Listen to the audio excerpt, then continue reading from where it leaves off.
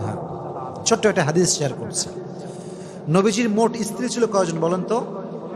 11 জন। জোরে বলেন কয়জন? 11 জন। 11 জন স্ত্রীকে নবীজি ঘুরতে নিয়ে যেতেন। তবে এটার সিস্টেম ছিল লটারি সিস্টেম। নবীজি একটা বাক্সে সবার নাম লিখে রাখতেন, যার নামটা উঠতো তাকে নবীজি ঘুরতে নিয়ে যেতেন। সুবহানাল্লাহ পড়ে। ওটা অ্যামেজিং সিস্টেম। যার নাম উঠতো তাকে নবীজি নিয়ে ঘুরতে যেতেন।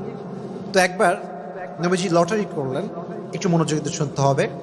লটারি করার পরে আম্মা জানা আয়েশা রাদিয়াল্লাহু তাআলা আনহার নামটা লটারিতে উঠলো, নবীজি ঘুরতে নিয়ে গেলেন। এটা একটু লম্বা স্টোরি, বাট আপনাকে মনোযোগ দিয়ে শুনতে হবে, কারণ এখানে একটা অনেক বড় সবরের শিক্ষা আছে। সেই যুগে ঘুরতে যাওয়া হতো মেয়েদেরকে নিয়ে, ওয়াইফদেরকে নিয়ে। এটাকে বলা হতো হাউদাজ, আমরা বলি এটাকে পালকি। আগের যুগে বিয়ে হতো কিসে করে? পালকিতে করে। হাউদাজ যেটাকে আমরা আরবিতে বলি পালকি। পালকিতে চড়ে বিয়ে হতো, হতো না? আগের যুগে এটা সিস্টেম ছিল। তো তখনকার যুগে এভাবে পালকিতে চড়ে ঘুরতে নিয়ে যাওয়া হতো।